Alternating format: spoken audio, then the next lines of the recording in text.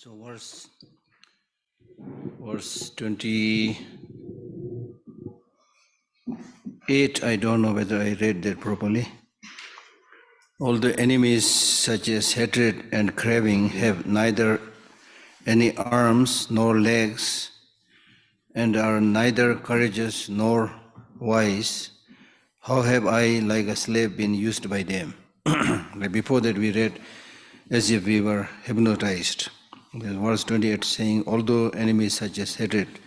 Enemies such as hatred means there are many negative emotions, but the six main root causes of samsara is arrogance, ignorance, wrong view, attachment, anger, and doubt. The six. Attachment, hatred, arrogance, ignorance, wrong view, and doubt. Okay, so all the enemies such as hatred, this means these things. Now they have neither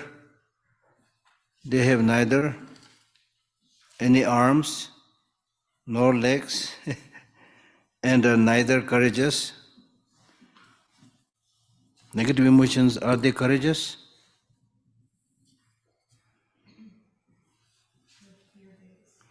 They are not courageous in the sense when we say they have no arms, no legs, that means they are not physical.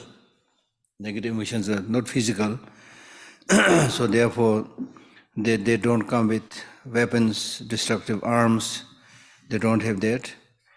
And they also not a strenuous, brave warrior because they come with laziness. Negative emotions come with laziness.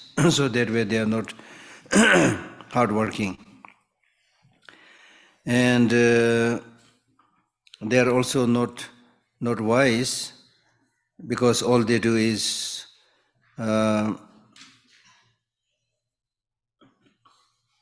deceive others. So therefore they don't have that wisdom. So therefore they are not wise. They are not wise because they accompany ignorance. They go and travel with ignorance. Okay, their friends is ignorance. Then this being the case, how have I, like a slave, been used by them? So if you look carefully, these negative emotions have none of these great qualities. But how these negative emotions have slaved us? Whether you call yourself as a lama, or a leader, or higher being, or lower being, powerful, weak, we are all enslaved. How come we are all enslaved by these negative emotions and made us, took away our freedom and put us into suffering? And because of this influence of negative emotions, you run after name and fame, you run after wealth and enjoyment, and you are not able to rest in the day, not able to rest in the night, right? Because of these negative emotions. Today everybody is saying, I'm busy and running day and night. There's not much sense of day and night in big cities. When it's time to sleep, they are not sleeping. They wake up like an owl and then working the whole night. I've seen in many places, this husband has a night shift, the wife has a day shift, so they hardly see each other. I know some Tibetans who work like that. Okay? And then of course, because of negative emotions, you also lose your life. For example, you go to war, especially in these days. You know, in ancient times, when you don't have many of these destructive weapons, then you can at least show your bravery. You fight face to face. Now, somebody is sitting in an air-conditioned room and pushing the button. You know, they are really playing with your life. You are being killed. But stupid as you are, still you join army. And almost for sure you are going to die. Still people go. in the name of the country because you are hypnotized by the leader saying that you are a brave man, you are a courageous person, you are a brave man, you are saving your nation, They say all these things and we get hypnotized. Ordinarily, if you kill one person, then you are imprisoned saying you are a murderer. But if you kill 100,000, you will welcomed back as a hero. This is how we live our life today, you see.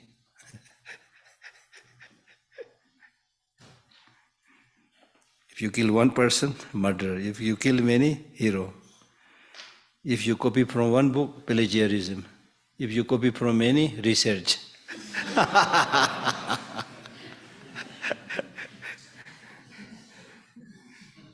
After 3 days, I'm invited to give a talk on research, So I'm going to say this. Copy from books. As many books as possible. Okay. Yeah, we are completely enslaved. We practice the order of the negative emotions and we suffer.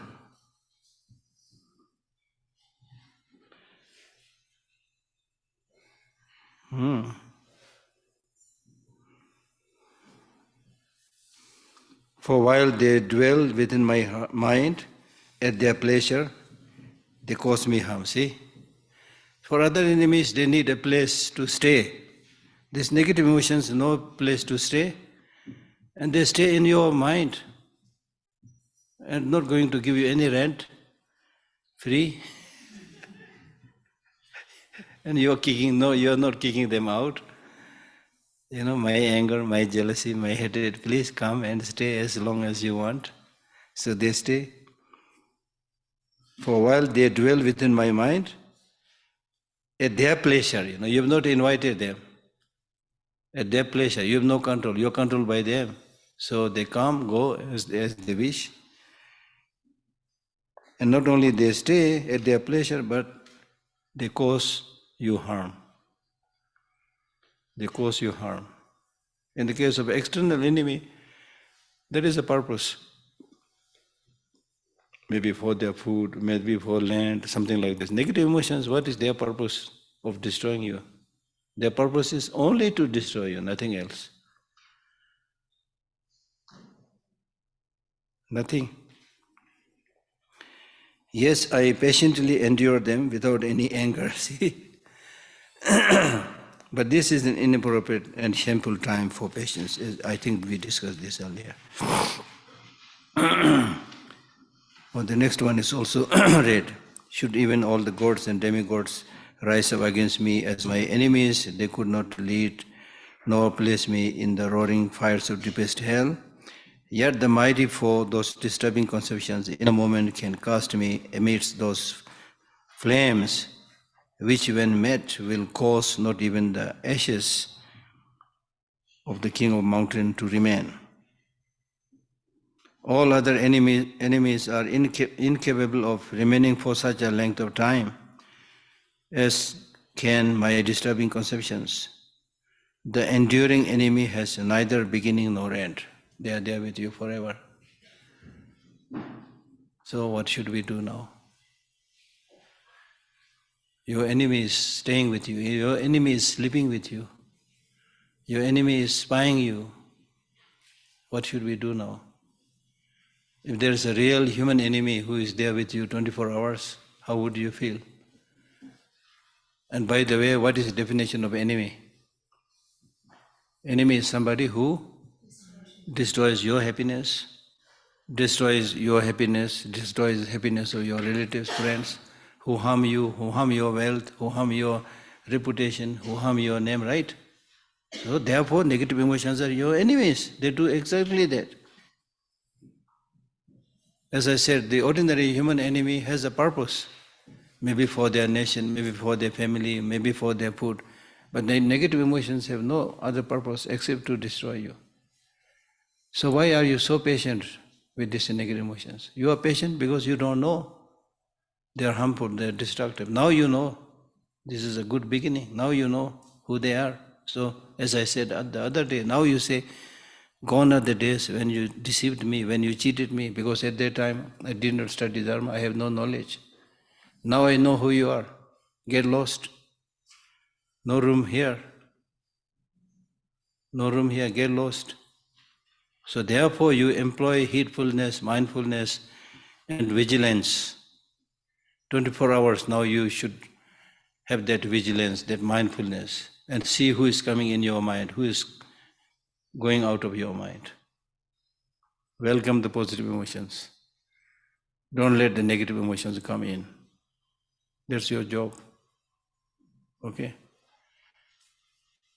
There are some of the great Kadamba masters, they personify these negative emotions and they say, even if these negative emotions are so strong, they throw me down, their whole weight of their whole body is on me, I'm under them, I'm crushed. So there's nothing much I can do. The only thing is I scratch their face. Even if there is only thing that I'll do that. I will never ever submit to the dictates of these negative emotions. Personify it. Right? Okay?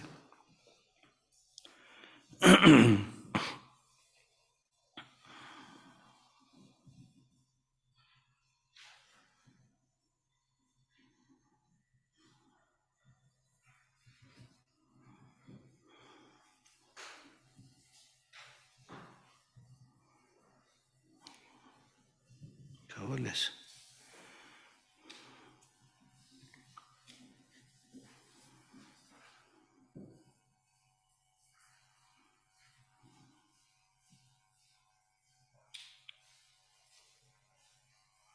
So all other enemies are incapable of remaining for such a length of time as can my disturbing conceptions. The enduring enemy has neither beginning nor end. If I agreeably honor and entrust myself to others, they will bring me benefit and happiness. Ordinarily. If you wholeheartedly honor and entrust yourself to some other people, in most cases they will bring you benefit and happiness. They will also help you. But if I entrust myself to these negative emotions, in the future they will bring only misery and harm. Now here you should reflect or recall the way you lived your life in the past. Recall those occasions when you got angry. Recall all those occasions when you got angry. Recall all those occasions when you developed excessive attachment. Was it very beneficial or not beneficial? Write the story. Write the story. That's what I was saying. Do some research based on your past experiences. We all are advanced meditators when it comes to negative emotions. Right?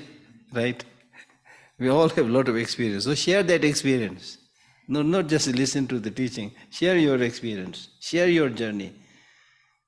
And then say, yes, I did this when I was angry. Yes, I did this when I was greedy. And it really destroyed my life. It really harmed me. Right? That will be very good. That is actually eyewitness account. Eyewitness account. So these days people say, don't try to teach morality and ethics from top down. The Buddha said it. The Dalai Lama said it. That's good if you have trust, but many people don't want to trust that. So now the way to teach morality is from bottom up. Bottom up means, based on my own experience, I found your smiling at me is good. My smiling at you is good. My not harming is good. Your not harming me is good. And then write down those things, your experiences. That will be very convincing. That is like collecting the scientific data. To collect scientific data, you don't have to always go around with a machine, right?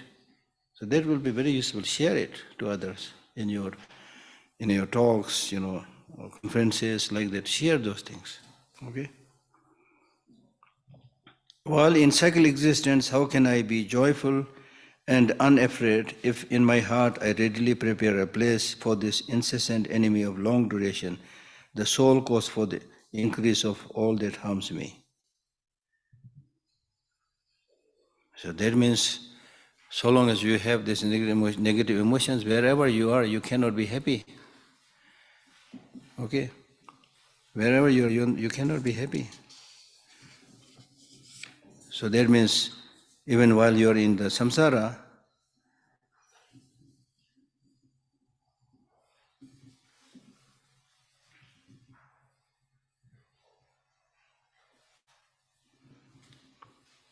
while in cycle existence, even though you are in cycle existence, but still, as much as possible, if you have the positive emotions, loving kindness and so forth, the journey in the samsara, the life in the samsara will be much more pleasant, much more tolerable. Now you know you are already in the samsara. In addition to that, you don't still recognize the destructiveness of negative emotion, and you continue to have it, continue to get anger, jealousy and so forth, then how can you be happy? While in cycle existence, how can I be joyful and unafraid? This is what I am saying. Even in samsara, the fears that you got, the lack of joy in your life, all this is because of negative emotion. If in my heart I readily prepare a place for this incessant enemy of long duration, incessant enemy of long duration,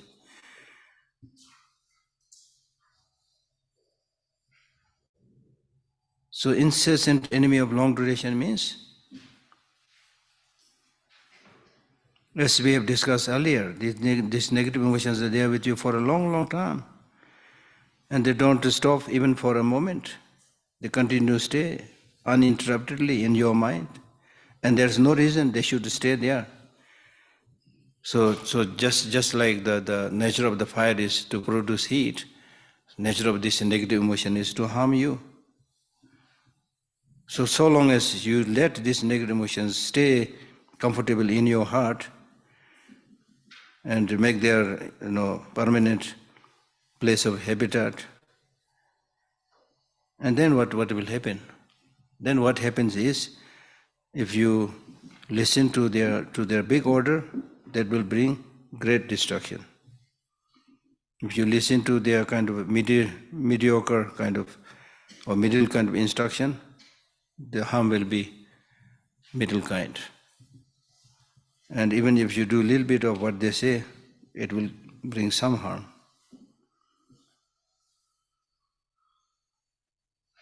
And if you don't listen to them, they'll always harm you. And the result will be suffering. So this being the case, how come? How come you continue to stay in this samsara without any fear? That's what he's saying. While in cyclic existence, how can I remain like this without joy and without fear, when in my heart I have allowed these negative emotions to stay forever? They are the sole cause for the increase of all that harms me. And the root cause of all these negative emotions is self-cherishing attitude and ignorance. It is because of self-cherishing attitude, I, me, mine all the time. When there is a thunder and lightning, the first thing that you fear is that lightning will fall on your head, of all people. If there's a rat running around in your room, first thing that comes in your mind is the rat will chop off my ear. You see my, right? Right? And how shall I ever have happiness if in a net of attachment within my mind there dwell the guardians of the prison of cycle existence, these disturbing conceptions that become my butchers and tormentors in hell. So that is saying that you are in the samsara, and samsara is like a prison. So your birth within the three realms is like being imprisoned. And it is these negative emotions that they are the guardian of this prison. And then you suffer in all these different kind of hells, like the reviving hell, hot hell, cold hell, and so forth.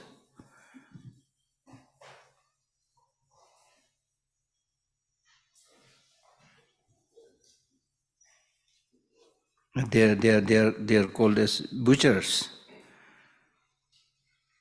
Butchers are those who will take your life. So these negative emotions, so long as they continue to stay in your mind,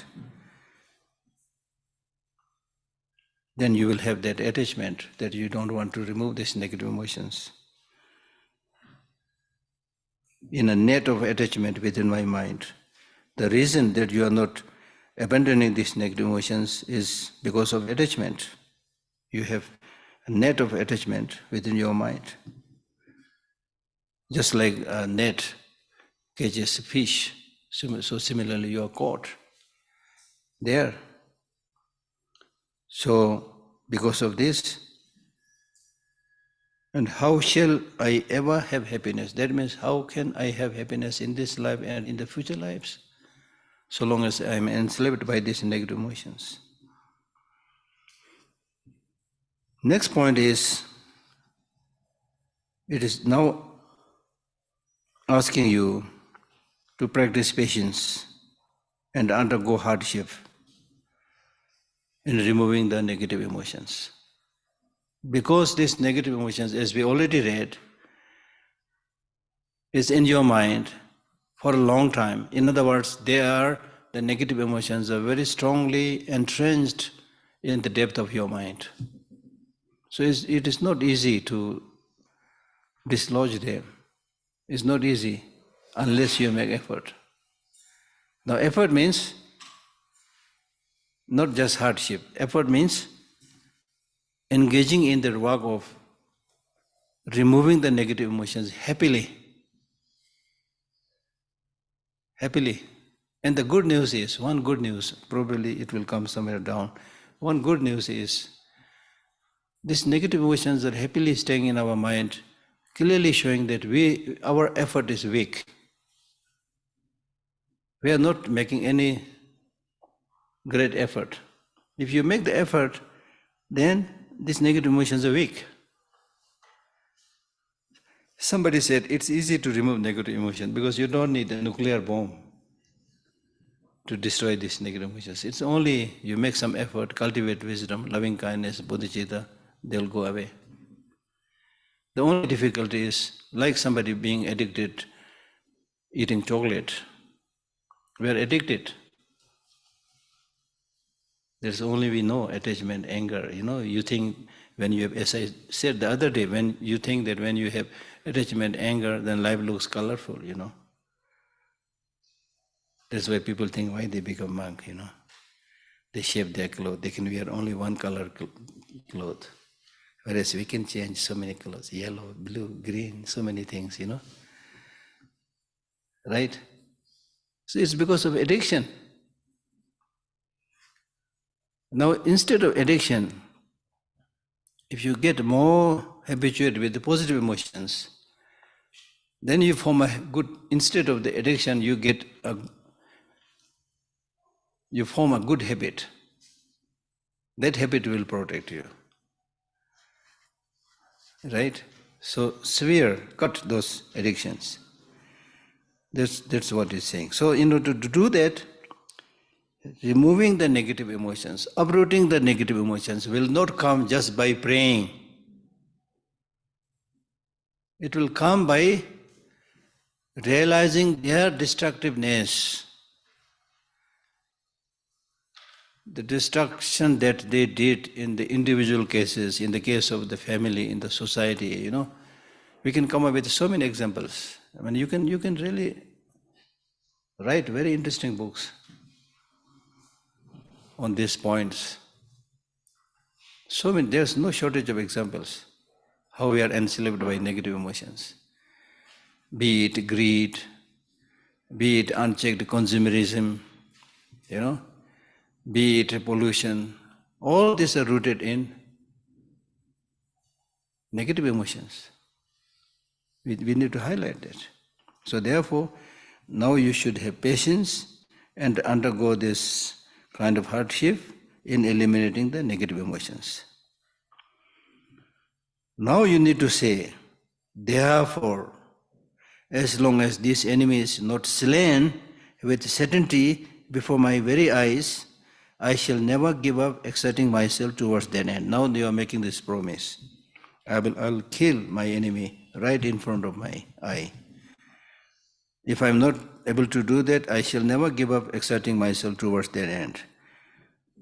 And having become angry at someone who caused only slight and short-lived harm, self-important people will not sleep until their enemy is overcome. Now, ordinarily saying,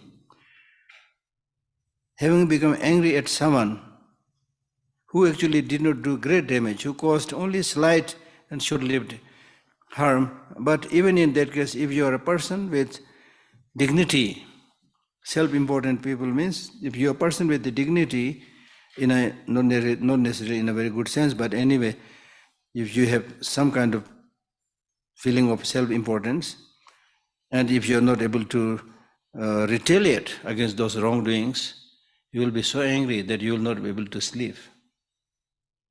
And that is what we have all experienced. For example, if you are angry, can you sleep peacefully when you are angry? Somebody said something, somebody did something, you could not say anything back or could not do anything back. Then when you go to bed, you keep on thinking, what should I do? What should I say next time when I meet? How should I retaliate? You keep on changing sides, You're not able to sleep. Now with all these wrongdoings of negative emotions, you are sleeping peacefully. Ye kya ho raha hai? What's happening? What's happening? The ordinary human enemies, even if you don't do anything, they will die, as I said the other day. You don't have to kill, they will die. These negative emotions, unless you do something, they are not going to go away. So why you are now entertaining them continuously?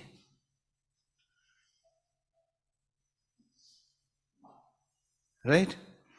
So therefore, unless you should make this promise, therefore as long as this enemy is not slain with certainty before my very eyes, I shall never give up exerting myself towards that end. So you have only one job. Your only one job, and the most important job is to first reduce the negative emotions, their intensity. Now in your case or in my case, all of us have not just one negative emotion, we all have many types of negative emotions. Anger is there, jealousy is there, negative competition is there, hatred is there, so many negative emotions there. So what should you do now? First, you should identify one of these negative emotions which has a predominant presence in you, which has been bothering you for a long time. Deal with that. Reduce its control and its intensity. Right? And then of course, on a larger scale, deal with ignorance. That is the root cause of all negative emotions. So the way to uproot all negative emotions is uprooting ignorance. Uprooting ignorance. Okay?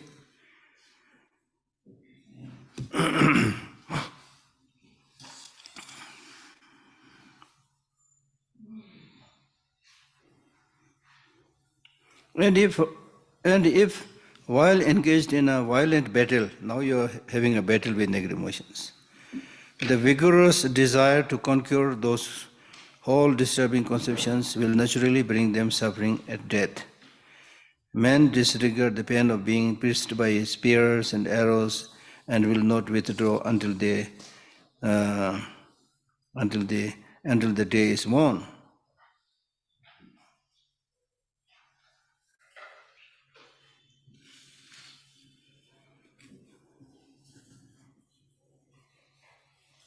So now again it is saying,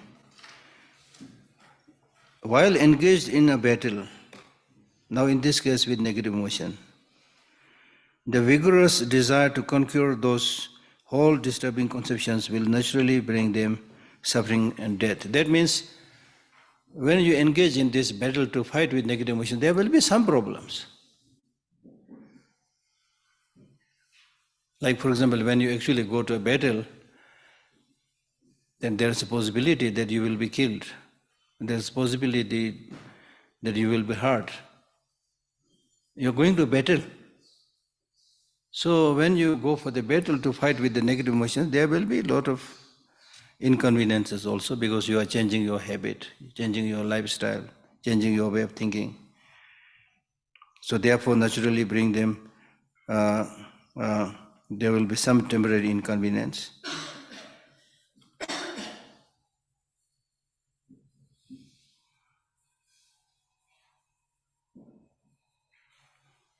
Just as if you engage in a violent battle, ordinarily speaking, the vigorous desire to conquer those whole disturbing conceptions will naturally bring them suffering at death. You can lose your life when you engage in an ordinary battle. Right? But men disregard the pain of being pierced by spears and arrows and will not withdraw until the day is won. So they will keep on fighting until you get victory. Right? So similarly, when you wage war against the negative emotions, you should also not be coward. You should be strong and brave.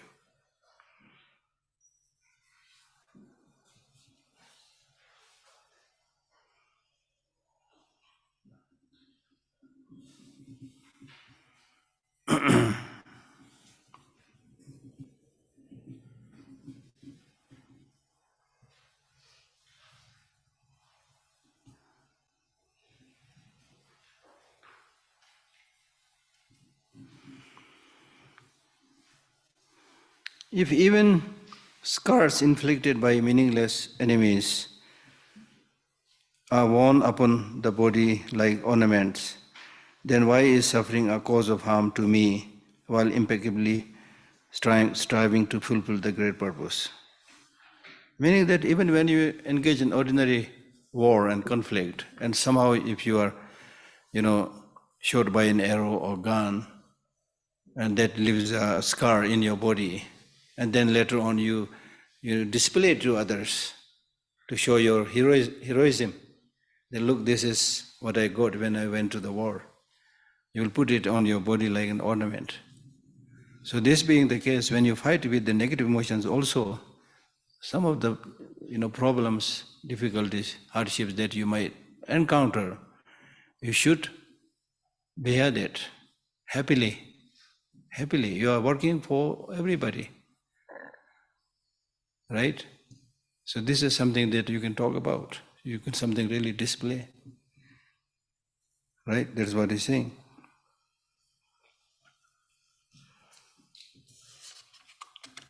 Another example, if fishermen, hunters and farmers, thinking merely of their own livelihood, enduring the sufferings of heat and cold, why am I not patient for the sake of the worldly joy?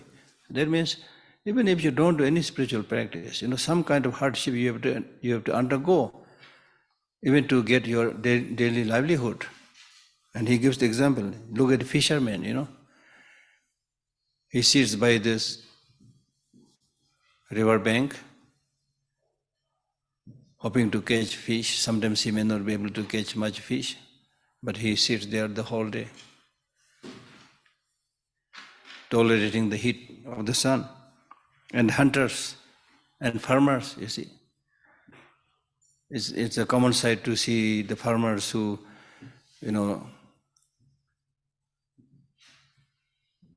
cultivate rice, work in the rice field. Whole day their leg is in that water, and sometimes hurt by insects there and so forth. So many of these, farmers who do rice farming, if you look at their feet, it's really like in a bad shape. But they tolerate it, okay? If fishermen, hunters and farmers, and their purpose is only for this livelihood, for this life. Thinking merely is not a big deal. merely of their own livelihood, endure the suffering of heat and cold.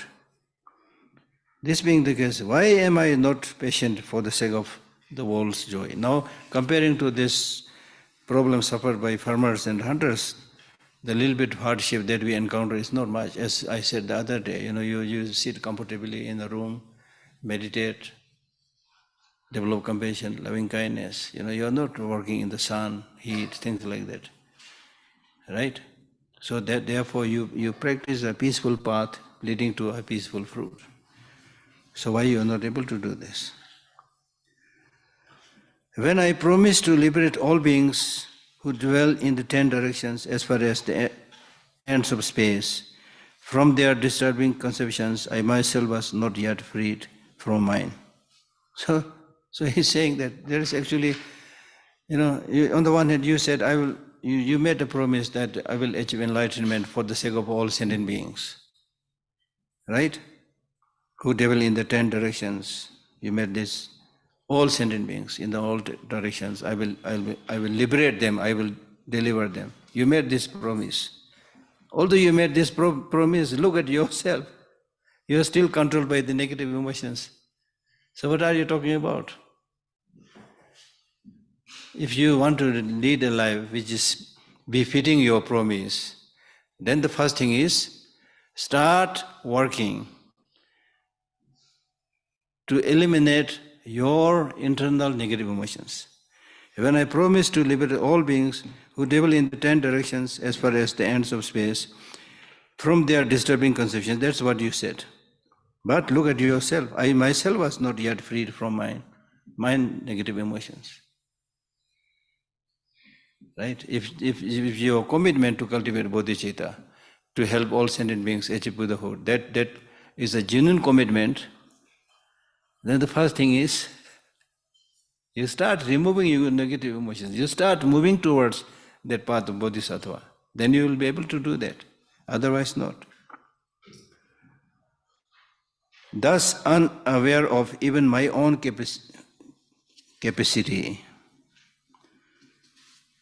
was it not somehow crazy to have spoken like that? Yet, as this is so, I must never withdraw from vanquishing my disturbing conceptions. No one, when you look carefully, you must have made a very hasty decision. Because when you made this promise to liberate all sentient beings and cultivate bodhicitta, you were actually not knowing your own capacity. Unaware of even my own capacity, you made this promise. So was it not somehow crazy to have spoken like that? Meaning saying that I will make all sentient beings achieve Buddhahood for the benefit of all sentient beings. Anyway, my mouth slipped. Anyway, I already made the promise. Now there is no way to go back. This is what's saying. Yet as this is so, I must never withdraw. It was a slip of tongue, but for a good cause. I made the gentleman's agreement, so I will not withdraw from, the most important thing is from vanquishing my disturbing conceptions, fighting with the negative emotions. And to do this will be my sole obsession. If obsession is good, then you should have only one obsession. That obsession or passion, whatever you want to call it, is, if somebody asks you, what is the project? What is your latest project? My latest project is removing the negative emotions. If that is too big, they said my latest project is reducing my anger. I mean, amazing project. People may not, appreciate it right away, because they always, when they think about, a project, they may think about how this project will bring money, how this project will entertain people, for temporary purposes. People think like that. But this project is amazing project.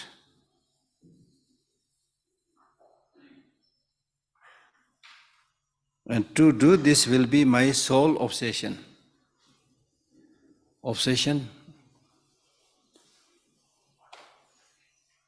Obsession, I don't know. Obsession is a good word? Depends, yeah. Yeah. Can be good, yeah. Can be good, okay. So in a good sense. And to do this will be my sole focus, concentration, obsession. Holding a strong grudge, I shall meet them in battle.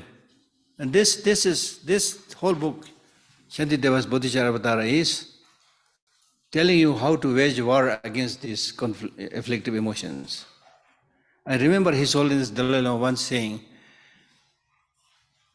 that the negative emotions are cunning. Negative emotions are opportunistic. Negative emotions are very fond of bullying, exploiting. So they come in many different forms. If anger is suitable to you, they'll come saying, get angry. People are bullying you, so get angry. Looks like so negative emotion supporting you. And if you are in a shop, they'll say, buy this, you must buy this, you must buy this. This is the best thing. Buy this. Helping you develop your strong attachment, things like that. So the point is, these negative emotions come in many forms, and you are carried away by the dictates of these negative emotions. And therefore His Holiness Dalai Lama said, this book, just as the negative emotions are trying to corner you in many ways, similarly, Shantideva is also trying to corner the negative emotions in many ways.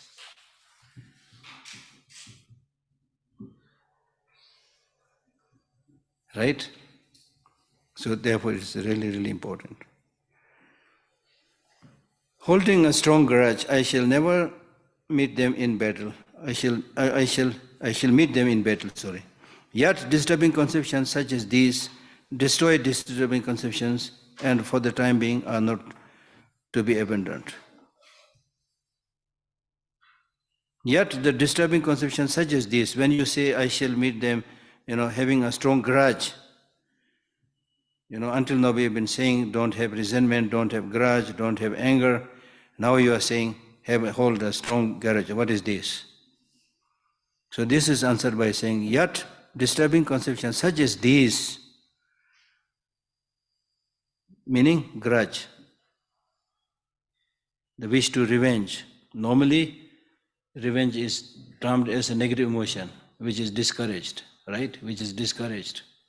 But he's saying that negative, disturbing conceptions such as this, in this context, is there to destroy your disturbing conceptions.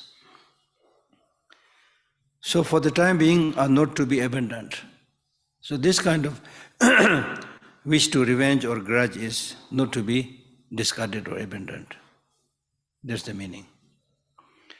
It would be better for me to be burned, to have my head cut off and to be killed, rather than ever bowing down to those ever-present disturbing conceptions. So that's why you are making a final conclusions by saying, come whatever, I'm never going to submit to the dictates of negative emotions. So there's another punchline or, that you can take from here by saying what you have learned. You say, I decided never ever to submit to the dictates of negative emotions. Bravo! You should say, you should take something from this teaching. Before I forget, I'm going to tell you. One is, you should say, whatever may come in my life, I will never make my mind unhappy. Whatever may come, this is almost like tantric initiation. I'm giving you a commitment, So the commitment is, whatever may come in my mind, in my life, I will never make my mind unhappy. There will be ups, there will be downs, there will be problems, there will be challenges, there will be difficulties.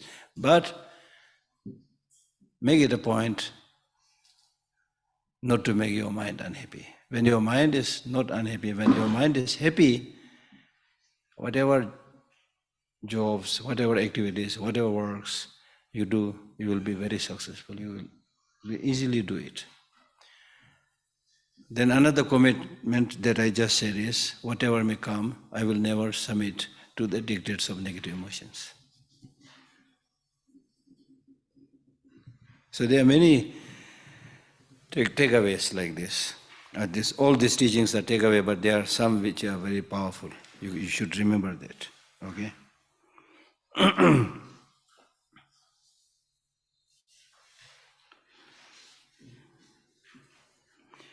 Common enemies, when expelled from one country, simply retire and settle down in another. Though when their strength is recovered, they then return.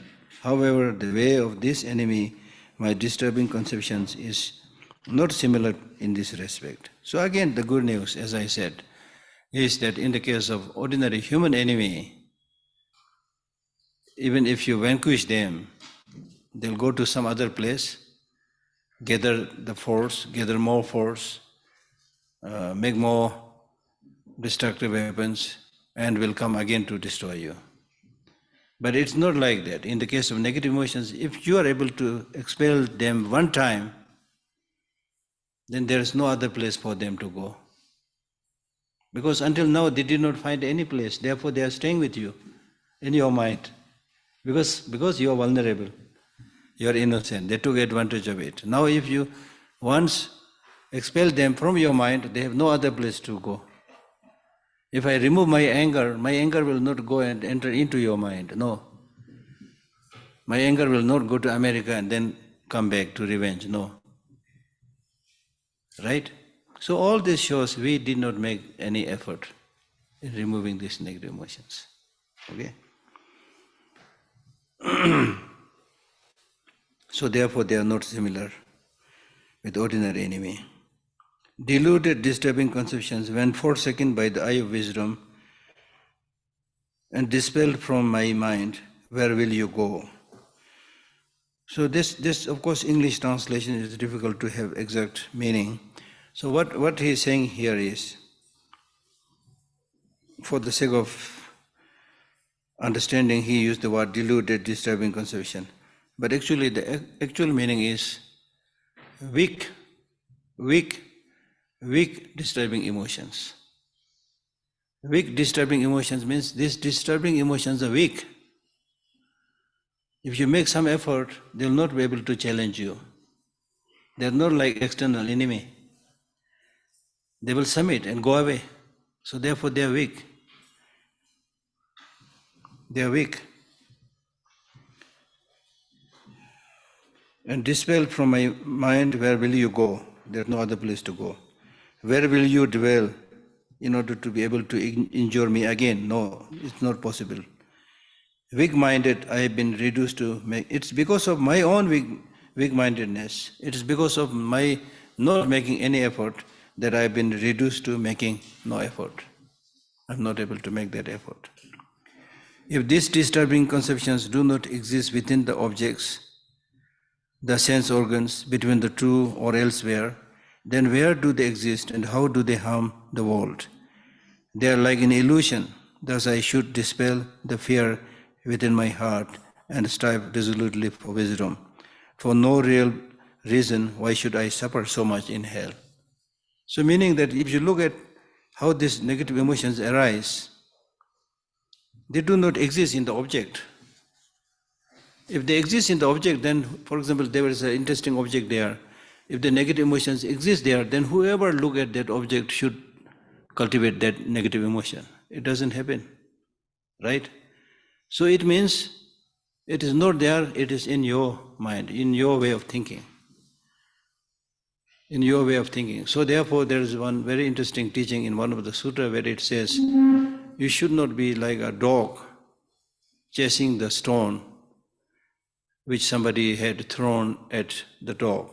For example, if you throw this has two interpretations. One interpretation, as I'm saying right now, is if you throw a stone to a dog, what will the dog do? The dog will first chase the stone, then maybe later towards you. So in terms of this particular practice, the teacher is saying this is not the good thing. You don't go to the object. When you develop negative emotion, don't say that it comes from the object, it comes from you. So go straight to the one who threw the stone. And another example which says you should be like a lion. If you throw a stone to the lion will not run up to the stone, the lion will come straight to you. So you should be a lion. That's one way of explanation. Another way of explanation is, in a different context, another way of explanation is, when somebody does some harm to you, for example, and human beings will immediately go to that person. So in this particular kind of interpretation, this is good, it's like lion. But another way of thinking is, if somebody throws a stone to you, what you are directly hit is the stone. The one that directly hurt you is the stone, not the person. So why you don't go to the stone, and why you not go to the stone and instead you go to the person? For example, if you're moving, singing, carelessly, moving your hand, and then you hit your hand against a thorn, the thorn pricks you, you are bleeding, then to whom you should get angry? The thorn, right? The thorn. So what should you do? Hit against the thorn? Hit against the thorn? Then why when a human being hurts you, why you go against, why you're so angry and you try to go to retaliate to that person? Why?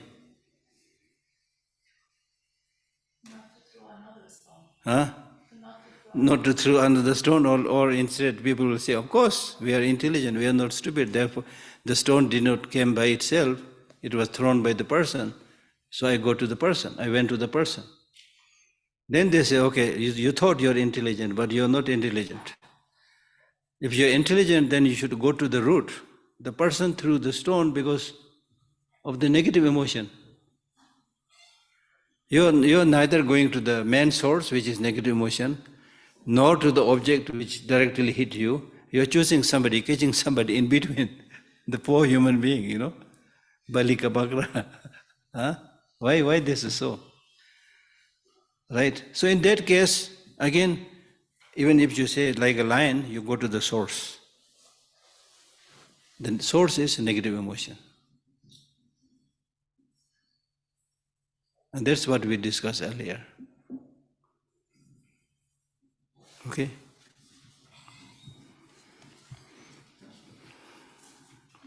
If these disturbing conceptions do not exist within the objects, the sense organs, between the two or elsewhere, then where do they exist and how do they harm the world? They are like an illusion, thus I should dispel the fear within my heart. They are like an illusion means the negative emotion comes from your mind. And like any other phenomena, the negative emotions does not have concrete independent existence. Therefore, I should dispel the fear within my heart and strive resolutely for wisdom. Since these negative emotions are very vulnerable, they are fragile, they don't exist independently. They're depending on causes and conditions. So therefore, if you, instead of developing fear, if you develop wisdom, which sees the reality of the negative emotions, it will disappear. Even if it is a very, very, strong negative emotion that has been there within you for a long, long time, you can remove it. Just like, for example, let us say this temple never had a light for 20 years, completely dark. But suddenly you put on the light, all these 20 years of darkness will be gone, right? Will be gone. So similarly, if we develop the wisdom, the light of wisdom, the negative emotions within us can also be removed. That's what he's saying. Therefore, having thought about this well, I should try to put these precepts into practice just as they have been explained. If the doctor's instructions are ignored, how will a patient in need of a cure be healed by the medicine? So that is the final concluding remark by saying that Therefore, having thought about this well, if you have not thought about this well, please do think about this well. Take some time, read this again. It's not enough just listen one time. Now luckily there are a number of, not only this text, but commentaries are there in English also. Procure them, read again, reflect, think. And then you try to put these precepts into practice just as they have been explained. Don't just read the menu, but order the food and eat. Okay? Because if the doctor's instructions are, however good the doctor is, but if his instructions are ignored, how will a patient in need of a cure be healed by the medicine? For example, there are people who go to the doctor, and when the doctor gives some medicine, they don't eat it. Or if the doctor, suggests you to change your lifestyle, stop smoking, stop drinking, things like that, you don't do it. So how can you heal yourself? You see?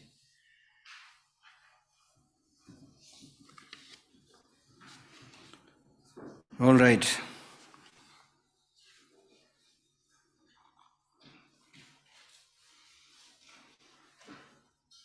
What's it? You need to check.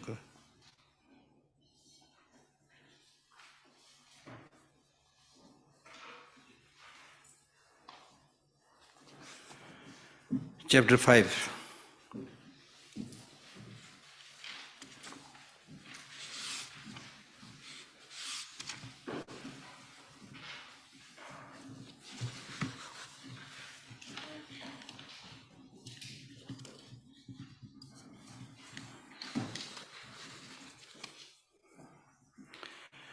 Chapter 5 is on vigilance.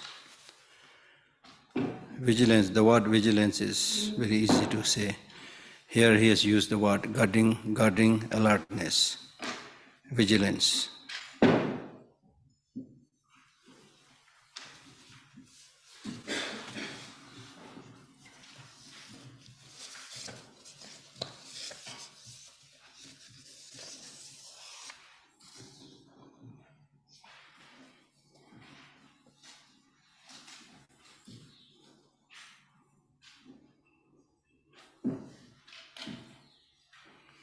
So vigilance here means whether you are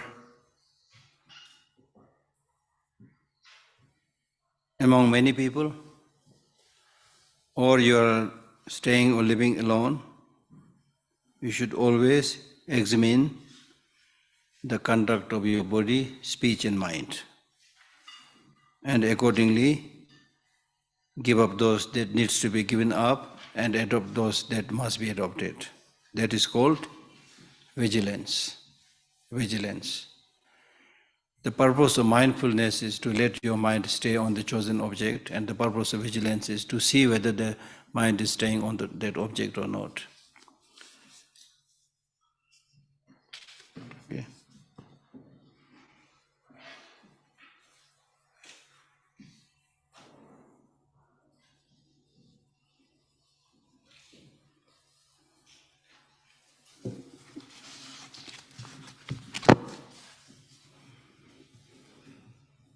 So therefore, the first point is you should repeatedly examine the state of your body and your mind.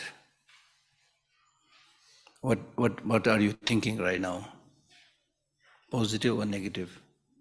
What are you physically doing now? Positive or negative? You need to repeatedly judge the state of your mind and body. Because in order to protect the precepts, that's what we concluded in the last chapter, practice the precepts. In order to practice or protect the precepts, you need to protect or guard your mind. Therefore, you should be vigilant, guarding alertness. Now here, the first thing that you need to know is mindfulness, which is not forgetting. what you should adopt and what you should discard. Being able to focus on the topic of what needs to be adopted and what needs to be discarded. Nature of vigilance is, as I already said, whether you're among some people or whether you're alone, just examine whether the mindfulness is staying on the object and thereby adopting what needs to be adopted, discarding what needs to be discarded. Now, in order to do that, you should first know what are those things which you should adopt, practice. What are those things which you should discard? If you have no sense of that, then you will not be able to, maintain mindfulness. You should know that, okay? So therefore, without knowing what to protect, if you say that I'm protecting something, it is just laughable, okay? So, therefore, now here the most important thing is you should be a teacher to yourself. You should be a teacher to yourself. That means your mind should be like a horse. Your mind should be like a horse. And the mindfulness is like a rope or the rein. And your vigilance is like the human being who is riding on the horse. So therefore, now if the mind does not guard it by mindfulness and vigilance, then you will not be able to protect your precepts. So therefore he's saying, those who wish to guard their practice or precepts, those who wish to guard their precepts means the three trainings of morality, of concentration, of wisdom, those who wish to guard the precepts, the three precepts, should very attentively guard their minds, mindfulness. For those who do not guard their minds will be unable to guard their practice. So with your mind, if you don't maintain mindfulness and vigilance and do not guard it from the harms and the invasions of the negative emotions, then you will not be able to guard your precepts.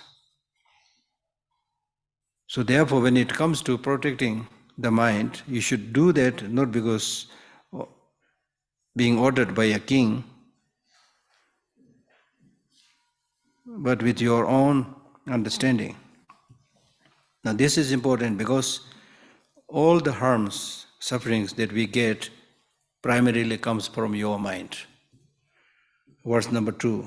In this world, unsubdued and crazed elephants are incapable of causing such harms as the miseries of the deepest hell, which can be caused by the unleashed elephant of my mind. That means if there is an crazy elephant, if you let it loose, then it will also bring about a lot of destruction. But then the destruction done by the negative emotions is much, much more than the destruction done by that crazy elephants. Because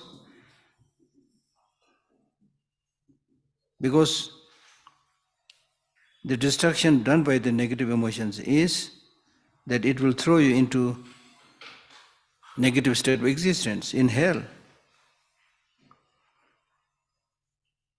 Such harms cannot be done by crazy elephants.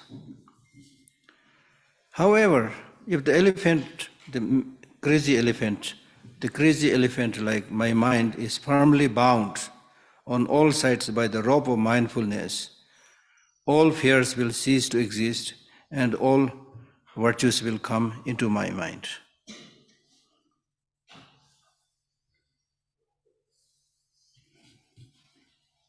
That means your mind is really like that crazy elephant. Now with mindfulness, do not let your mind get lost in the past experiences. Do not let your mind wander into the future projects and plannings. And also do not let your mind carried away by present situations. Make sure that your mind engages properly towards the chosen object just like the elephant being tied to the, tied to a pole, then all the virtuous practices that you want to do will come easily. That's what he's saying.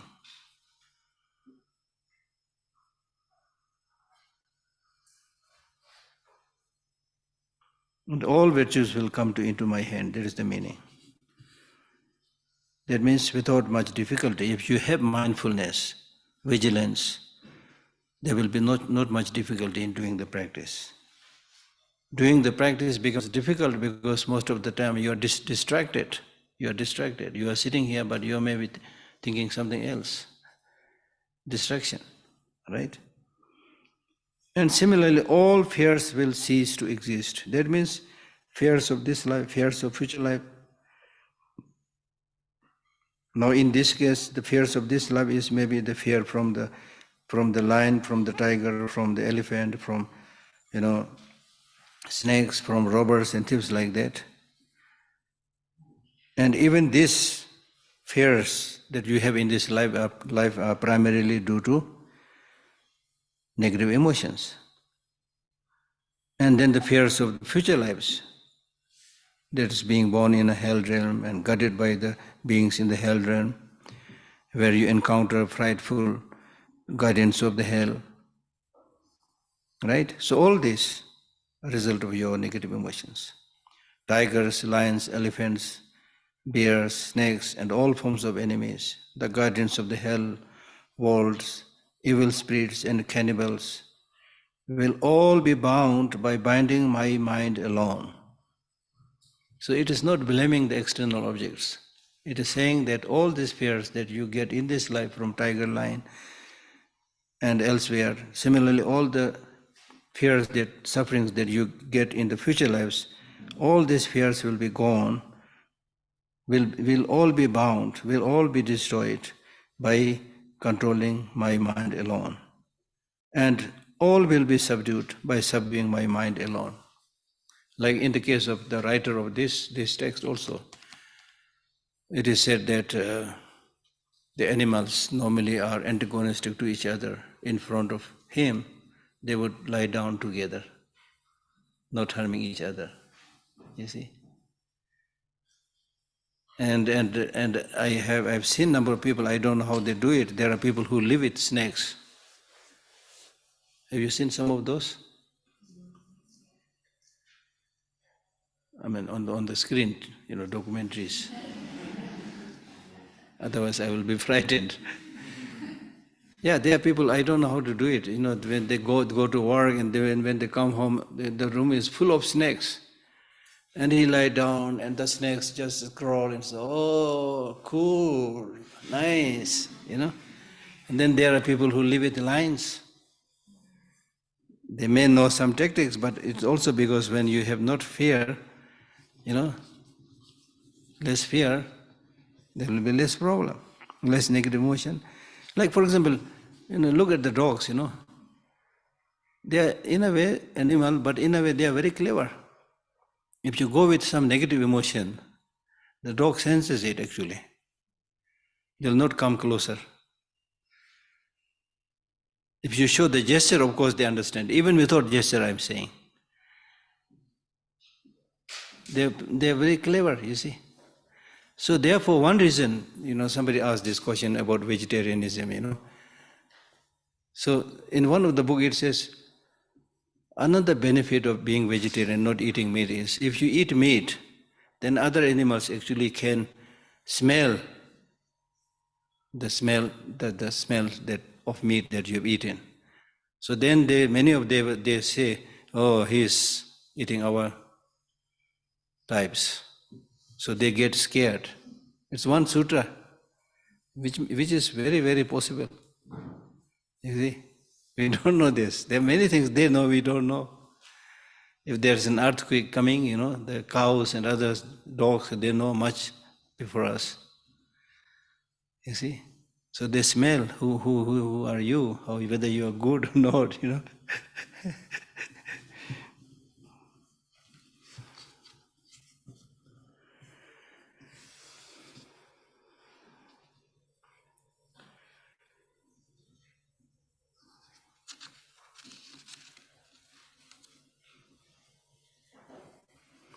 The perfect teacher, that means Buddha, himself has shown that in this way all fears as well as all boundless miseries originate from the mind. For the time being, forget about other negative emotions, at least fear. Many people say, I fear, I fear, I fear. In today's society, many people say, I have this kind of fear, that kind of fear. But the fear has its sustenance, root in our mind, in our negative emotions.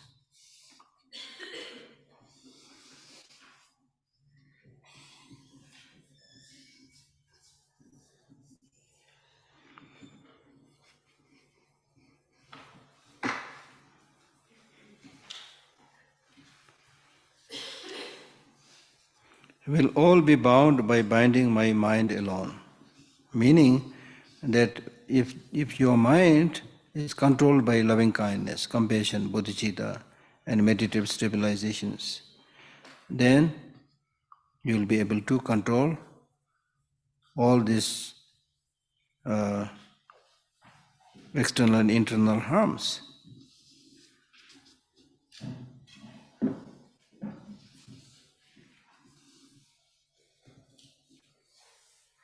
And likewise, the fears of this life and future lives also because as a result of your mental distraction. You are distracted and continue to commit many negative emotions, therefore you suffer. So this is what the perfect teacher has taught. This is so because the reason of saying that this is all related to your mind is, for example, we do talk about realm of hell, right? Verse number 7, for example, is saying, who intentionally created all the weapons for those in hell? We talk about hot hell, where there is a burning plate, iron plate, where we all will be baked, just like potato or omelette. There are many explanations like this, okay? So therefore, in a challenging note, he says, it's all your mind. Otherwise, who intentionally created all the weapons for those in hell? Who created the burning iron ground? From where did all the women in hell ensue? The Mighty One, the Buddha has said that all such things are the workings of a negative mind. Hence, within the three-world spheres, there is nothing to fear other than my mind. Right? Nowadays, even you can do some experiment, You put your head into that machine, where they do, what they call it, MRI, magnetic resonance imaging, right? MRI. So they put some wires, certain parts of your brain. In some cases, you experience you're in heaven. They did this experiment. In some cases, you experience, almost like hell, very frightening. You reach immediately in very frightening places, They are doing this experiment right now, these days. So brain basically means very much related to your way of thinking. Okay? So, we discussed about this coil of rope, seeing that as a snake. There is no snake, but you thought there is a snake, you get equal amount of fear. Yeah. Regarding the experiment when they put the electrodes or whatever Yeah. and affect your brain, Yeah. that's affecting your brain, but you're having an experience that is your consciousness or your mind. So, but in Buddhism, the brain isn't really the thing; it's just there. Probably that the grosser level of mind is very much related to the brain. So when you manipulate the brain, depending upon what area, you have different experiences, I think. They're only at the grosser level. Yeah. How does that relate to the imagination? Imagination also, even when you imagine something, I'm sure, ordinarily speaking, it is done through the brain, the mind and brain together probably. Because, it affects your whole being. When you imagine something, it definitely makes an impact in your brain, in your thinking, both. Then when you work in visualization in Buddhism, where does that fall? Depends upon how subtle, as I was saying. On the grosser level, very much together, both the mind and the brain. But when you go very, very subtle, probably then the dependence on brain is not needed, probably. And that's what happens when you die. Okay.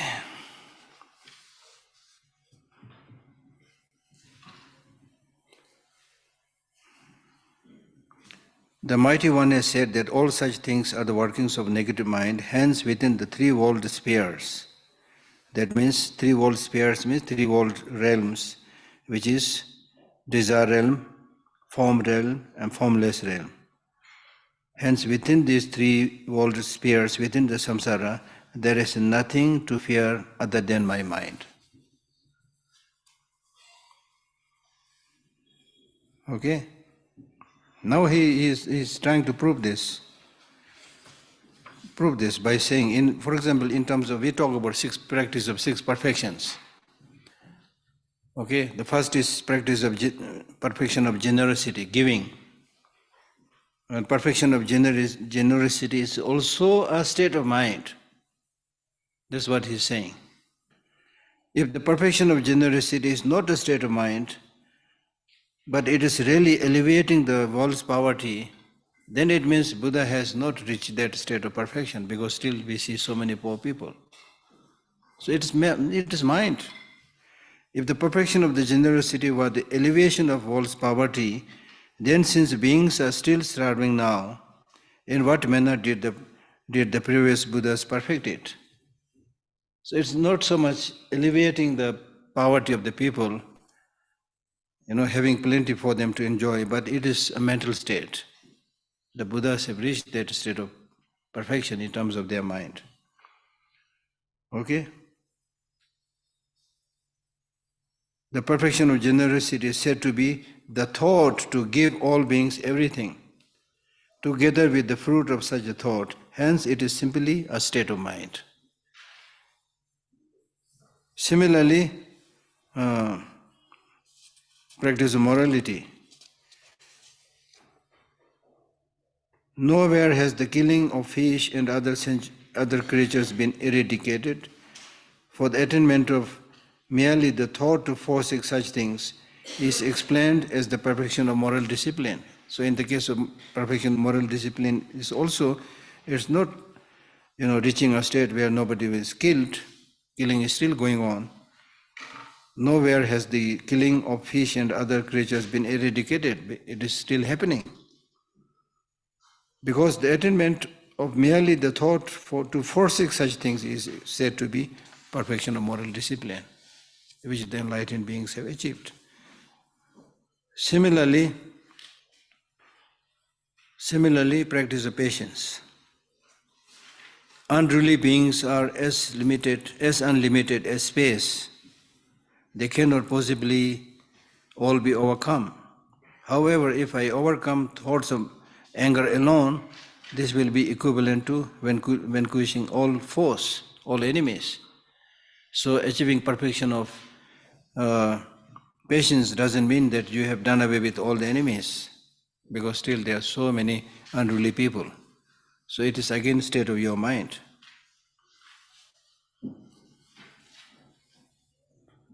Where would I possibly find enough leather with which to cover the surface of the earth? Yet wearing leather just on the soles of my shoes is equivalent to covering the earth with it. This is a wonderful example, right? For example, in the name of practice of patience,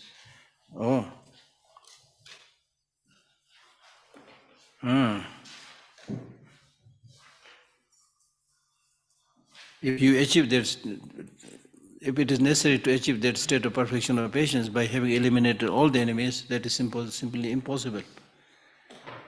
But if you achieve that state in your mind, that is the achievement of perfection of patience. For example, he then gives an example. For example, in order to make sure that your feet is not pricked by thorn, if you come up with a project of covering the whole globe with leather, it's impossible. It's not only impossible, but you don't have to do that. You just cover the sole of your feet. This is equal to having covered the whole globe with leather. And this is a wonderful example. Okay? Likewise, it is not possible for me to restrain the external course of things, but should I restrain the mind of mine, what would be the need to restrain all else? Although the development of merely a clear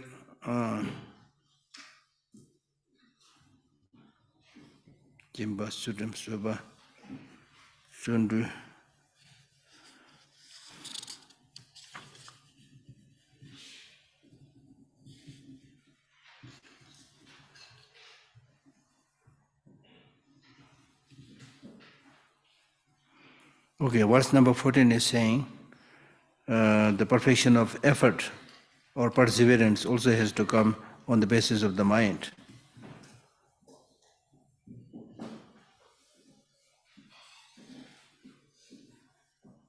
Oh, sorry, this is verse number 15. Verse number 14 is continuation of the practice of patience. Likewise, it is not possible for me to restrain the external course of things, but should I restrain this mind of mine, what would be the need to restrain all else? Now, perfection of effort.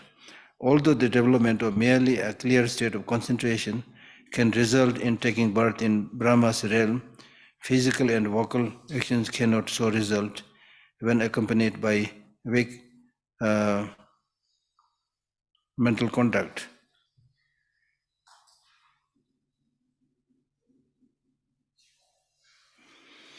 So that means, although the development of merely a clear state of mind, not concentration actually, a clear state of mind, that means if you have a state of mind which is very clear in terms of your practice of loving kindness, in terms of practice of your compassion, and that way if your mind is not, lackluster or sleepy, then by developing such a clarity of mind through effort, now this is not talking about concentration, this is talking about practice of perfection of effort. So when you develop such a clear state of mind of having developed loving kindness and compassion, then the result will be taking birth in the Brahma realm and experience special joy. Okay? There is a story of a mother and a son trying to cross a river, and both of them are carried away by the force of that river. But they were so much of love towards each other, so much care towards each other. Because of that, they are born in higher realms. There is a story like that. So that is, the result of developing just one clear state of mind of loving kindness and compassion. Okay? So that obviously is the power of the mind.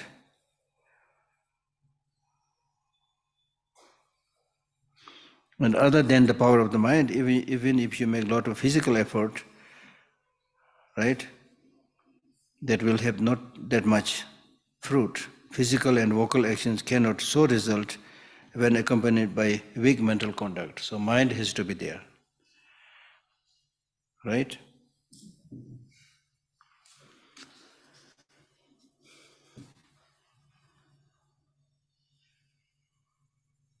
And therefore, and the next verse number 16 is talking about perfection of concentration. The knower of reality has said that even if recitation and physical hardships are practiced for a long period of time, they will be meaningless if the mind is distracted elsewhere. That means concentration means your mind being able to focus on an object without getting distracted. If you are distracted, even if you are reciting holy words, or even if you are undergoing some hardship, physically undergoing some hardship, but mind is distracted, it is of not much benefit. Your body is here, your mind is in the marketplace, shopping. right? So then there is not of much benefit. Don't get distracted.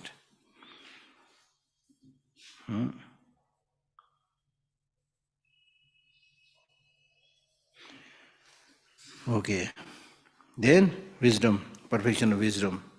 Even those who wish to find happiness and overcome misery will wander with no aim, no meaning, if they do not comprehend the secret nature of the mind, the paramount significance of Dharma. So that means if you don't know, the most important thing for you to know is to discover the secrecy of your mind, the secret nature of your mind. What is the secret nature of your mind? The secrecy of the mind. Huh? Huh? What? Huh? Pure and luminous? Oh, let me see what this text says. It says, the mind is by nature empty and without self, just like any other phenomena. And that nature is there with all of us. But we don't know, therefore it is secret. It has remained as a secret because we don't know. All external phenomena are reflected in the mind, which is like a mirror. They are all created by the mind. So in a way, they are not beyond the mind. They all need to be proved and established by the mind. But the mind itself, whether it is shape, color, things like that, when it is born, when it's going to disappear, where does it live?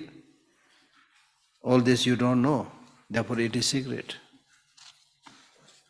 So therefore, one of your most important tasks is to understand the secret nature of that mind.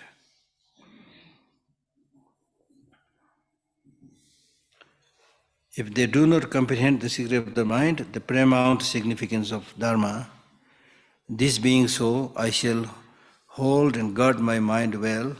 Without the discipline of guarding the mind, what use are many other disciplines? What use are many other disciplines? That means, you undertake fasting. You undertake, sitting meditation. Okay? Observe very strict physical conduct when you are doing 10 days vipassana meditation. Right? But still, if you let, so externally you look very good, You undergo all these hardships, but who can control the mind?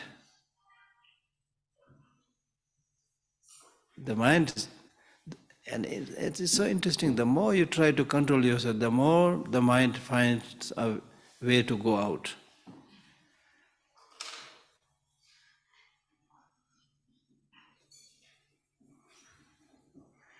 I once met somebody who said, Geshe, before I meditated, I was a nice person. After I meditated, I become a bad person. And this is not true, but it looks like that. Before you meditated,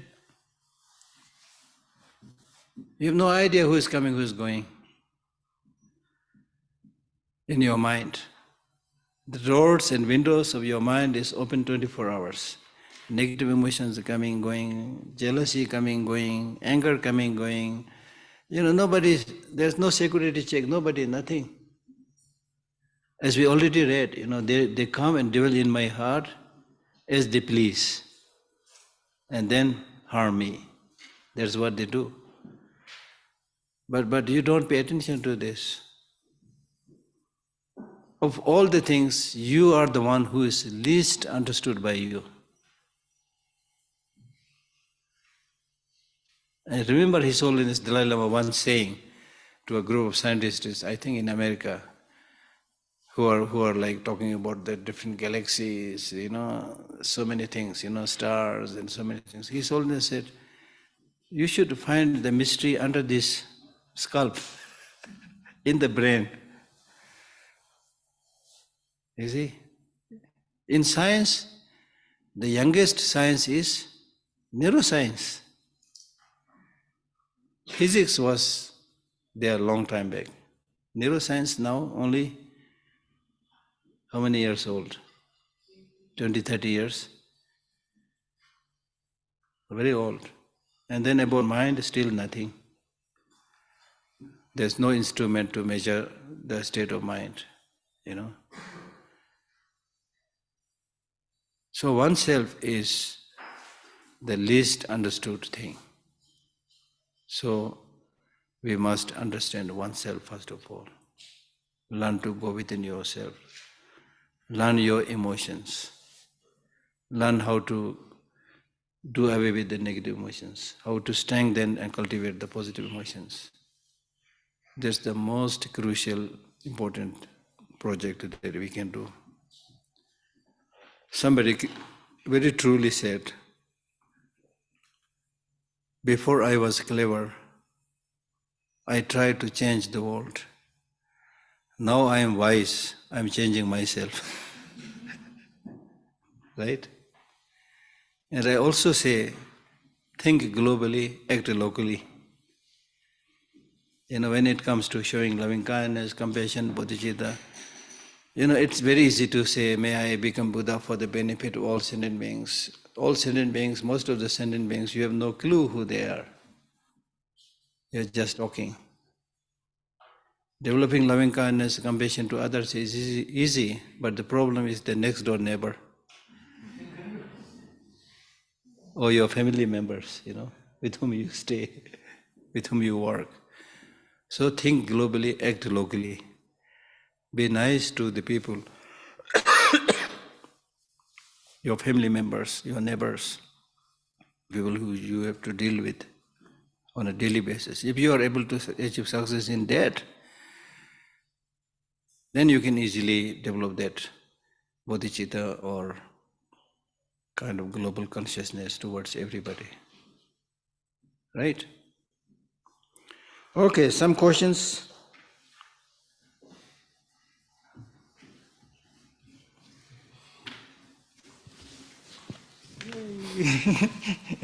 I meant to ask this morning about using religion as a unifying force instead of a dividing force. What should we do when we're faced with this situation? For example, a Christian who would tell us, oh, you're following Buddha, so you'll go straight to hell. And especially if it's a child concerning his or her parents who wants to follow Buddhism, and Christian parents, for example. Yeah, this question was asked to the Buddha at his time. There were a number of villages around. So many teachers come and give teaching. One teacher comes and gives the teaching by saying, this is the best path, this is the shortcut, this is the easy to understand path, practice this. After a while, another teacher comes, gives a different teaching and says, this is the best path, this is the shortcut, this is the easy path, follow this. Right? So some of the members from those villages went to Buddha, said, we have this problem, Different teachers are coming, saying different things. We are confused, what should we do? Then the Buddha said, Aapka khobri istemal karo. Use your brain. The Buddha said, listen to all the teachers, but use your brain. Use your brain.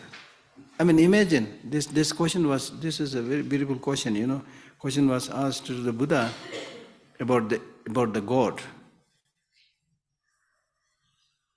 And then the Buddha said, I don't know. First you talk to that person who has actually saw God. Ask your teacher. The teacher will say, no, I did not see God directly, but my teacher told me. So in this way you go, nobody has seen God. We are only talking.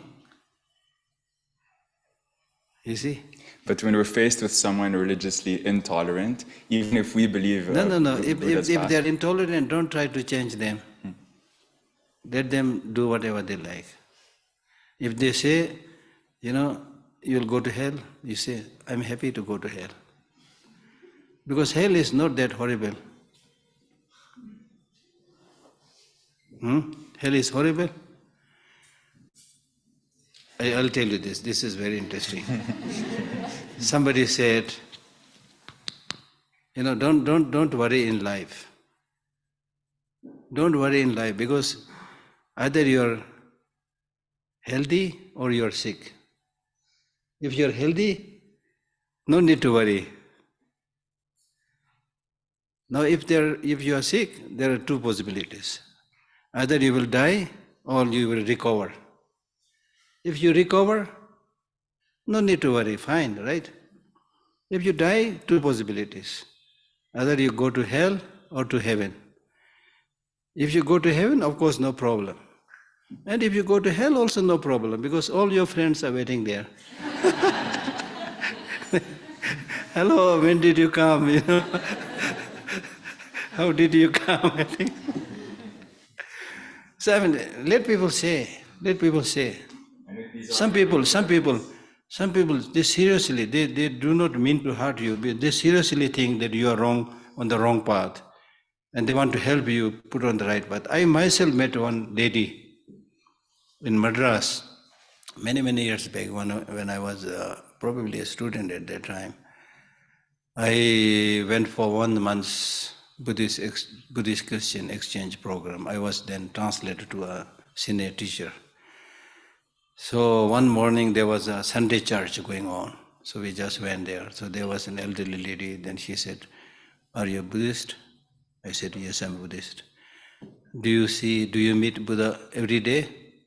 I said, "No, I don't." "Oh, what a pity.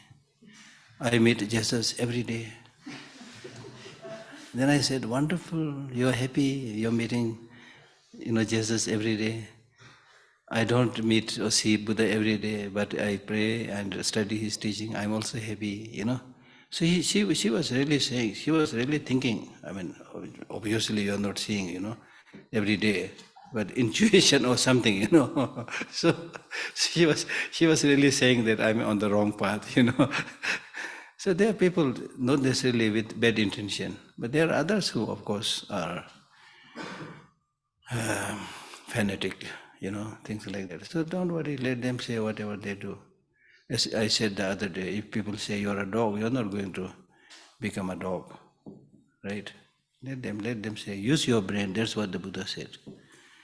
Don't just follow somebody, use your brain as much as possible. Okay? Yeah. If someone commits a crime against you, what's the Bodhisattva's way of approaching the situation? Do you forgive them with loving kindness and compassion? Or you go to the state machinery and, the justice system? Bodhisattva's way of life is to study that situation carefully. Okay? Study that situation carefully, use your brain again, use your wisdom, and even in the Bodhisattva practice, they never say that let the wrongdoers continuously let them do the wrong things. All these teachings are to rectify the wrongdoers, right? So whichever is the best course to help them change, become better, that should be there. Then, of course, as a kind of immediate response, if there is a threat to your life, don't say, "I'm Bodhisattva, kill me," because you have not reached that state. If you reach that state, then no problem. But we have not reached that state. So we have to defend our life. We want to do more good things. So it's very important you protect your life. So in that case, even if you have to go to court, you should go to court. Right? So, these positive emotions are our strength, not weakness. By practicing Buddhism, we are not saying now from today onwards, I will become a doormat. Clean your feet on me. We are not saying that. We are not saying that. Right? So therefore, be compassionate and tough. Toughness is needed in today's life. Not through, toughness never comes through anger. Anger makes you blind. Maintain your sanity, clarity of mind, and if you get angry with somebody who is doing wrong things, you also end up joining them, If you touch shit, your hand will also be dirty, right? So make sure that you don't join his way of thinking and lifestyle. Maintain your sanity, maintain your mental clarity, and when you're calm and clear, then you will say only those things which is necessary, which is logical. You will not just say anything that comes from the mouth. So because of that, there is every possibility that even if you go to a court, you will win. Right? That way, like 10, 20 years of fighting that case in the court and putting yourself through the... I don't know, 20 years cases of fighting, sometimes or mostly this is related to property, money, things like that, I know many people who have this problem. So they are also, if it is a just cause, you continue to fight for that.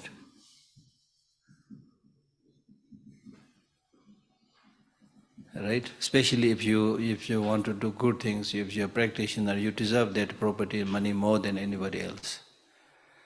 Because that other person might squander away that money. That it's not only your right, but even in terms of how you're going to use it, will be beneficial. So in that sense, but you should be the judge of the situation. All right, yeah. How can death be empty if it's a certainty? How can death or dying be an empty concept also? Death also does not have independent inherent existence in that sense. So that means that death is also like an illusion of the mind? Yeah. I mean, it's very much dependent on the mind. Because the mind gives the designation. Therefore, there is a statement in one of the Buddha's teaching which says, the mind does not exist in mind because the nature of mind is clear light. Okay.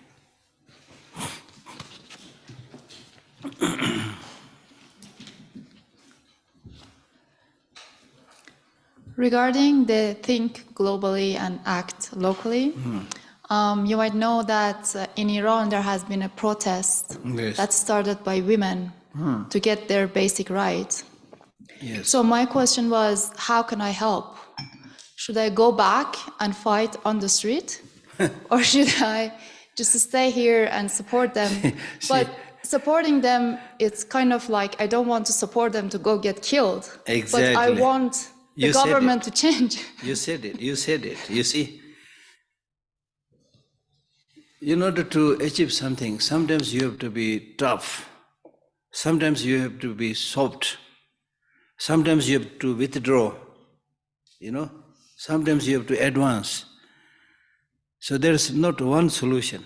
Like for example, now, in the beginning of this movement, it really looked like it's very successful, The crowd is big, and then because of this death of this young girl,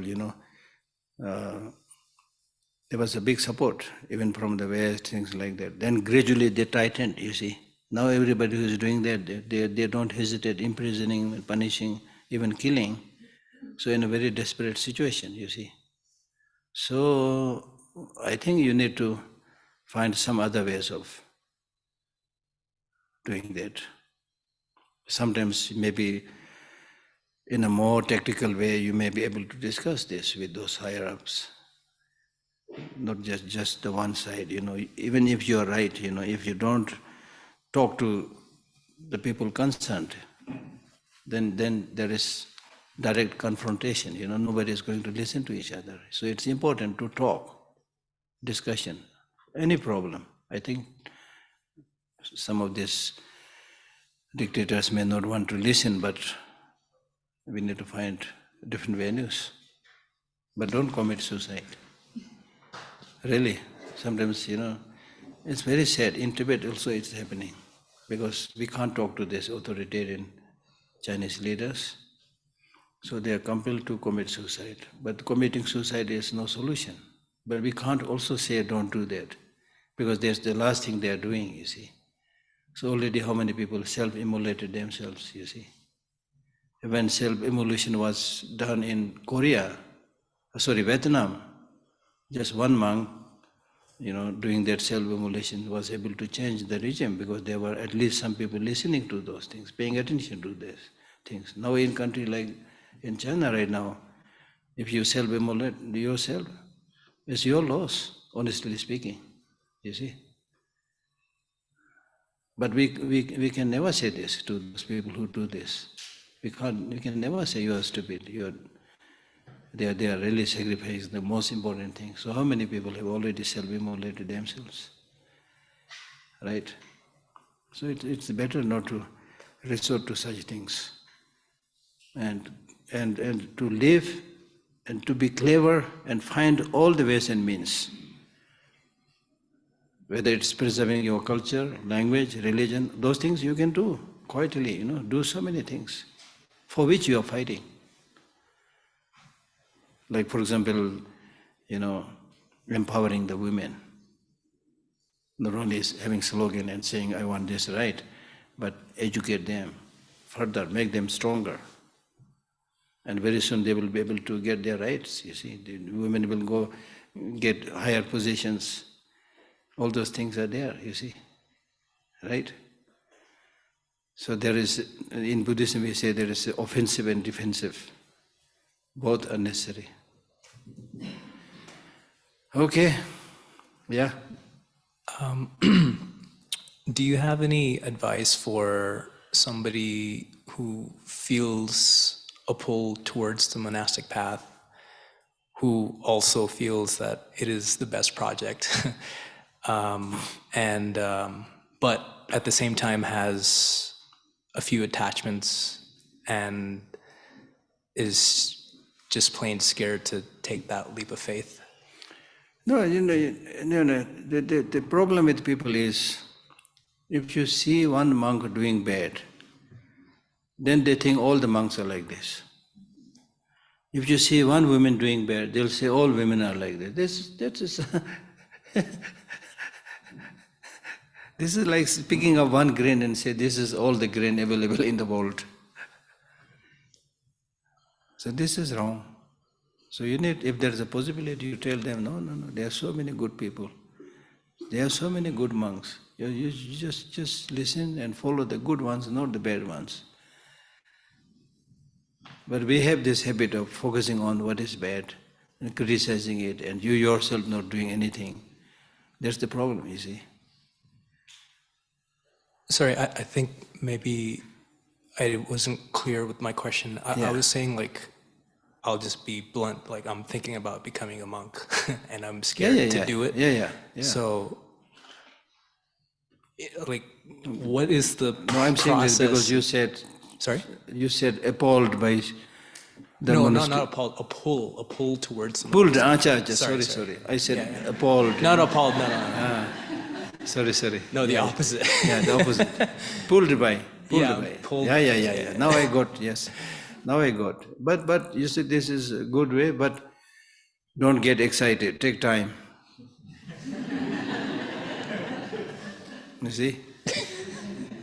Just as the Bodhisattva commitment, without proper judgment, I decided, now no way to withdraw, I will continue. If you want to do that. But take time. It's not easy. Number of people before came to me saying they want to become monk and nun. I'm bad, Many lamas, they would say, oh, so good, please become monk. Most of the lamas say that. So they are good people, I'm not good. So I tell them, okay, if you want to become monk, Where are you going to live? Forget about many other things. First few practical things. If you become a monk, what will be the reaction of your relatives, your parents? Where are you, even if they permit, where are you going to live? Who will look after your expenses? It's not easy saying I will become a monk and then somebody will come, okay, come and take care of everything. It's not like that, you see. So therefore, there is a strict advice, in the ceremony of becoming a monk. A question is asked. One of the questions that is asked is, have you had permission from your parents? There's a traditional process of doing things when you become a monk. Or are you not a criminal? The number of set of questions are being asked, things like that. So first, I think the most important thing is study more about general Buddhist practice and also about monastic life. And then, of course, your parents, giving permission, not giving permission, whatever. What happens if they don't give permission? Then you need to explain, take time. That's why I'm saying take time, explain. Get them So one very good way of doing things is, parents, like anywhere, not necessarily they are bad, but the way of thinking of ordinary people, including parents, is they think that your son is successful, your daughter is successful only if they are earning money. Honestly speaking, it all comes down to this. Now if you say monk, or clear, you have no money. You see? So maybe after becoming a monk, he will take money from us. Forget about he's helping us, he might take money from us. I mean, that's the regular concern, you see. And it's understandable. It's understandable. And the marriage is also like this, Kiske saath shadi kar raha hai? With whom are you marrying? How rich the family is, all these things, money all the time. Right? So that's how they think. But then if you spend some time with them, explain the reason, the benefit that you got from Buddhism, your plan to do many good things to other people, things like that, then they may be happy. I know one person. I know many. I'm now old, I know many. So there was one monk from Canada. So in the beginning, he was basically a hippie. In Dharamsala, used to have a lot of hippies in the beginning, mostly hippies, not standard people like you. Mostly they were hippies. So he was also kind of hippie, He was, of course, not a monk. He was hippie, going around, a little bit kind of funny, But then he got in touch with the monks. And then he started studying Buddhism a little bit. And then we used to debate, I know very well debate. And he would, in the beginning, the Tibetan monks are very jovial, They'll ask questions, touch your head and pull the hair, all those things. So he immediately get angry, things like that. Then gradually he got used to all these things and become a very nice person. So in the beginning, even their parents refused to meet him or talk to him. Then gradually he really studied so hard, he became a good scholar, he wrote books, translated books, So then his parents came to see him, he maintained good relationship, like that. Things change, you see, things change. And actually you can also tell them that way you can also help them better. Helping is not just money, you see, serving them also. To become a monk means you're going to serve others. Serve others means, first of all, your parents. They'll be happy, you see.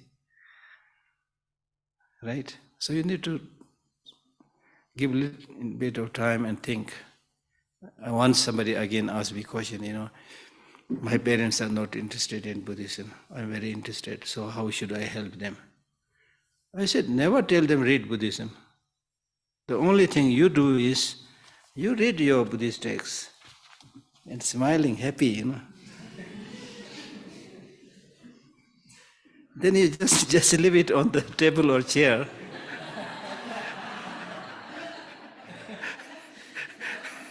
when you are gone, it's very likely the parents will pick up at it. After all, we are monkeys, you know. You know, one Tibetan scholar, he said, all human activities are imitations. And whoever does the best imitation is called a scholar. Right? Okay? Any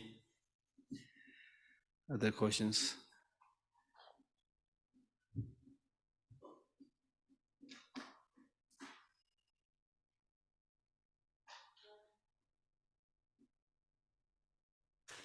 What do you think of samadhi practice? Huh? Samadhi practice, these deep meditative states, jhana practice. Is it familiar to you? Samadhi. Samadhi means one-pointed concentration. One-pointed concentration. We briefly read that line where it spoke about the three trainings, three precepts: morality, shila, samadhi, parya. Morality, concentration, wisdom. These three actually summarizes most of the Buddhist teachings. Now, out of these three, morality is like a ground. Without this ground, you can't come up with any construction. You have no support. You can't exist. So, without morality, samadhi is impossible. Wisdom is impossible. The Hindi word for this morality is shil. This word shil comes from shitalta. That means coolness, maintaining coolness of the mind. Coolness of the mind means when you don't develop attachment, don't develop anger, don't develop jealousy, your mind remains cool. When your mind remains cool, then of course you can concentrate. When you are able to concentrate, then your mind is penetrative, you can also analyze and develop the wisdom. Right? But the question you asked is about samadhi, concentration. I think it was Plato or Aristotle, I don't know, Plato probably, who said, concentration is the source of success both in war and in peace. Both in war and peace, concentration is the source of success. You see? Take the example of a laser beam. If the light or the rays of the laser beam are scattered, they don't have much power to cut through steel. But when the rays of the light of the laser beam are concentrated, it can cut through steel. Similarly, when you take pictures, photographs, then you need to focus the camera. When you focus, then you get a good picture, right? If it is not focused, then the picture will be hazy, not clear. So focus, concentration means focus. Focus means basically pulling your energy together, right? That's very, very important. Channeling your energy together to be able to do something, you really need to pull your energy together. Then you achieve much success. Even in a short time, you can achieve much success. If you don't have that concentration, as we already been saying, if your mind is scattered and distracted and excited, you can't achieve success. So therefore, to achieve that concentration, you need to do away two things: mental dullness and mental excitement. When you try to focus on one thing, either the mind will get very excited, physically you are sitting there, but the mind is having picnic, right? So you've already lost the object. Now sometimes when you try to focus, your mind becomes dull, and then gradually you start sleeping. You already missed the object, but still thinking you are concentrating, because sleeping is very peaceful, right? So therefore it's important to make sure that the mind has clarity and stability. Clarity means clear picture of the object, and the mind stays on that object stably. That's important. Okay.